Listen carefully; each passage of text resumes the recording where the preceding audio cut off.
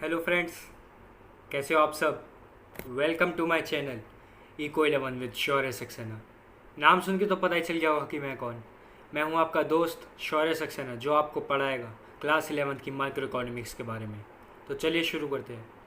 मेरा जो main concern था ये वीडियोस बनाने का, वो था क्लास 11 की इकोनॉमिक्स का।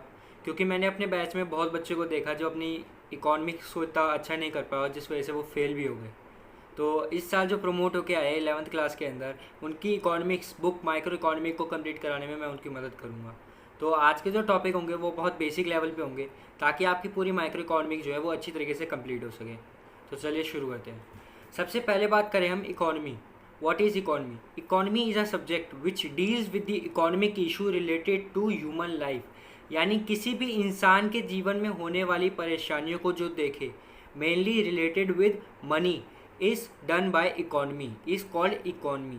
अब what is economy problem? Economy problem is the problem of choice, यानी चुनने की परेशानी। ये सिर्फ दो कारणों की वजह से, दो रीज़न की वजह से आती है। इसका पहला रीज़न होता है our wants are unlimited in relation to our resources, and second one our resources have alternative use. अगर मैं पहले का एग्जांपल देना चाहूँ तो उसका सीधा मतलब ये होगा कि अगर आप पे आईफोन 8 है, लेकिन आपको चाहिए आईफोन X या फिर OnePlus 8 में से आपको कोई एक दिया जाए। दोनों सबसे अच्छे फ़ोन है, दोनों ही चाहिए होंगे, लेकिन भाई एक टाइम पे तो एक ही यूज़ कर सकते हो। तो यही चीज़ है। अगर मैं इसको सीधा रिलेशन दिखाऊँ अपने इस पॉइंट के साथ, तो वो ये होगा कि हमारी जो वांट्स है वो अनलिमिटेड है, लेकिन जो हमारे रिसोर्सेज है वो तो लिमिटेड है ना। हम किसी एक ही चीज़ को यूज़ कर सकते हैं। और अगर अब मैं दूसरे पॉइंट की बात करूँ, our resources have alternative use, उसका मतलब ये होगा आप कभी भी मिल्क को पनीर की जगह और पनीर को मिल्क की जगह यूज़ नहीं कर सकते। Clear? Let's move to our next topic, which is the difference between micro economics and macro economics. Micro economy is an economy which deals with the economic issue related to an individual. It could be a consumer or even a society. And on the other side, macroeconomic deal with the economic issue related to a level of whole. यानी micro economic जहाँ पर single के बारे में पढ़ती है, single individual के बारे में पढ़ती है, वहीं पर मैक्रो जो पढ़ती है पूरी नेशन के बारे में पढ़ती है। दूसरा difference, at the study of micro economics macro variable can't interfere, and at the study of macro economics micro variable can't interfere. यानी जब आप माइक्रो के बारे में पढ़ रहे हो तो आप मैक्रो के वेरिएबल्स को इंटरफेयर नहीं करा सकते, और जब आप मैक्रो के बारे में पढ़ रहे हो तो आप माइक्रो के वेरिएबल्स को इंटरफेयर नहीं करने दोगे। अब इनका अगला जो डिफरेंस आता है वो आता है इनके कंपोनेंट्स में।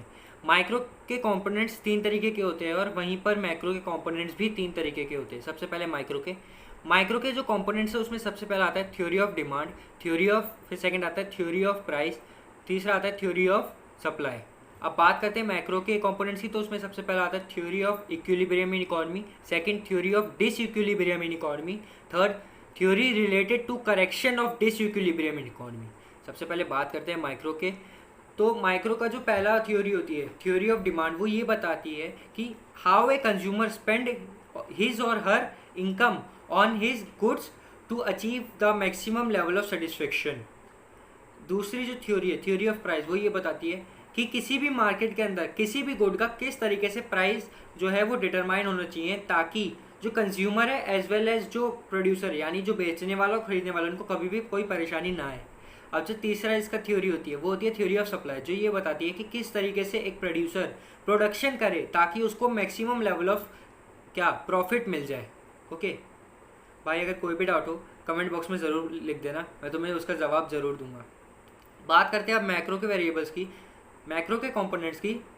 उसमें सबसे पहले आता है theory related to equilibrium in economy. अब इक्विलिब्रियम जो वर्ड है उसका मतलब क्या आता है? इक्वलिब्रियम, इक्वल माने बराबर, ब्रियम माने balance.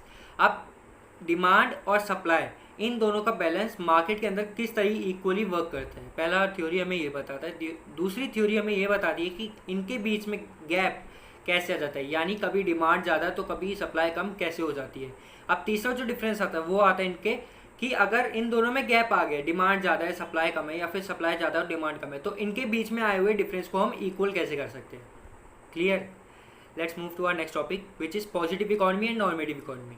Positive economy is an economy which deals with the economic issue related to past, present and future, and normative economy deals with the economic issue related to the economist ideas. इसको ध्यान से समझना कि जो positive economy है वो काम करती है पास्ट, प्रेजेंट और फ्यूचर की स्टेटमेंट्स पे, और वहीं पर नॉर्मेटिव इकोनॉमी काम करती है इकोनॉमिस्ट यानी जो इकोनॉमी के प्रोफेशनल्स होते हैं उनकी आइडियाज़ पे। Second difference, the statements of positive economy deals with what is, what was, what would be, and on the other side normative economy deals with the statements like or only with the what ought to be।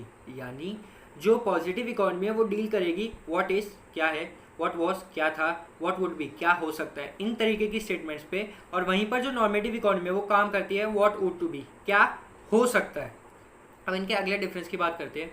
The positive economy statements can be true or false and they are verifiable, but on the other side normative economy statements does not include true or false because they are only an opinion and they are not verifiable also। यानी जो positive economy की statements होती है वो आप verify कर सकते हो कि वो सच है या झूठ है। आप 10th क्लास पास करके आए, सच है, इसको वेरीफाई भी किया जा सकता है। लेकिन जो नॉर्मेटिव इकोनॉमी की स्टेटमेंट्स होती है वो तो सिर्फ ओपिनियन है ना, किसी के दिमाग की उपज है, वो सिर्फ ये बताती है कि ऐसा हो सकता है, तो उसकी स्टेटमेंट जो है वो कभी भी वेरीफाई नहीं हो सकती। अब बात करते हैं इनके आखिरी डिफरेंस की, तो वो ये है कि positive economy statements are never justifiable and normative economy statements are justifiable. Justifiable का मतलब है किसी भी चीज़ के बारे में आप उसको रीज़न बता रहे हो, उसके बारे में डिस्क्राइब कर रहे हो कि ऐसा क्यों हुआ। आप पॉजिटिव में ऐसा क्यों नहीं, आप 10th क्लास पास करके आए, आप इसकी वो दे सकते हो एक्सप्लेनेशन क्यों करके आए।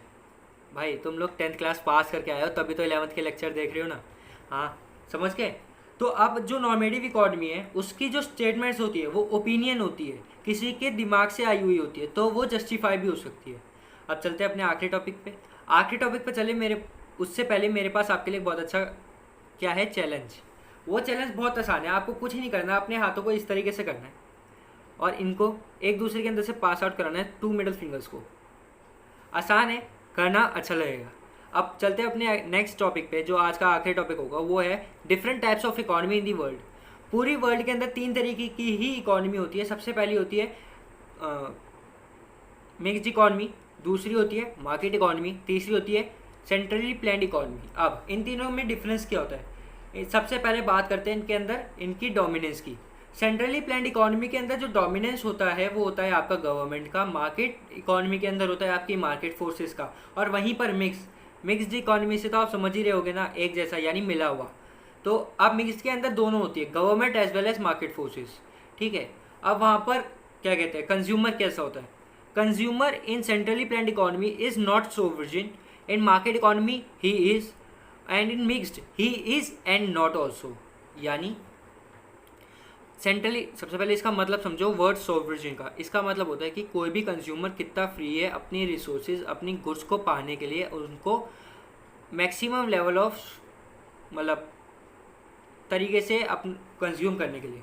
ओके, तो सेंट्रली प्लान्ड इकोनॉमी के अंदर नहीं होता, मार्केट इकोनॉमी के अंदर होता है, लेकिन मिक्स्ड इकोनॉमी के अंदर होता भी है और नहीं भी होता। अब कैसे, कुछ गुड्स होते हैं, कुछ प्रीशियस गुड्स होते हैं जिनका कंट्रोल गवर्नमेंट पे रहता है, जो हर कोई नहीं खरीद सकता। लेकिन कुछ गुड्स ऐसे भी होते हैं जो डे टू डे लाइफ में यूज़ होने वाले होते हैं, उनका कंट्रोल रहता है आपकी मार्केट फोर्सेस पे, तो वो जो है वो हर कोई खरीद सकता है। इसलिए जो कंज्यूमर होता है वो सोवरेन भी होता है और नहीं भी होता।